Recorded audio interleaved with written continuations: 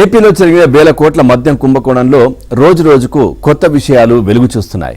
ఆఫ్రికాలో మద్యం వ్యాపారం చేసి అక్కడి అనుభవాన్ని ఆంధ్రప్రదేశ్లో అన్న వైఎస్ జగన్తో సోదరుడు వైఎస్ అనిల్ రెడ్డి అమలు చేయబడినటువంటి సిట్ దర్యాప్తులో చాలా క్లియర్ గా వెల్లడైంది. ఇక అనిల్ రెడ్డి నివాసాలు, వ్యాపార సంస్థల్లో ప్రత్యేక దర్యాప్తు బృందాలు చేపట్టిన సోదాలు ముగిశాయి.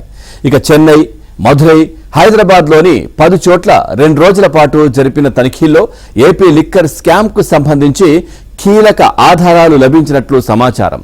అన్నకు నమ్మకస్తుడిగా ఉంటూ ఆ అన్న తరపున ఆర్థిక లావాదేవీలు నిర్వహించడం, వైసీపీ కోసం నిర్వహించే సర్వేల ఖర్చులన్నీ భరించడం, ఆ పార్టీ అభ్యర్థులకు ఎన్నికల్లో ఫండ్ సమకూర్చడం తదితర వ్యవహారాలన్నీ అనిల్ రెడ్డి చూసేవారని సిట్ సోదాల్లో స్పష్టమైంది.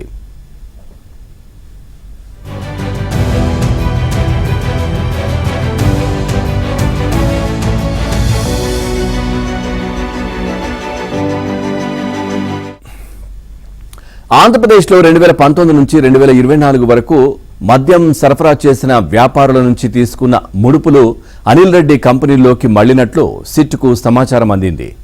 ఆ సమాచారంతో అనిల్ రెడ్డి వ్యక్తిగత సహాయకుడు దేవరాజులను ఇటీవల 3 రోజుల పాటు ప్రశ్నించారు.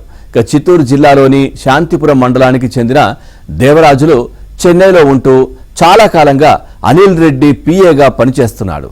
ఇక లిక్కర్ కేసు నిందితులైన మిథున్ రెడ్డి, విజయసాయి రెడ్డి, కృష్ణమోహన్ రెడ్డి, ధనుంజయ రెడ్డితో పాటు శాంతిపురం మండలానికి చెందిన బాలాజీ గోవిందప్పతో తరచూ జరిపిన ఫోన్ సంభాషణ వెనుక అనిల్ రెడ్డికి సంబంధించిన ఆర్థిక లావాదేవీలు ఉన్నట్లు స్పష్టమైన ఆధారాలు లభించాయి.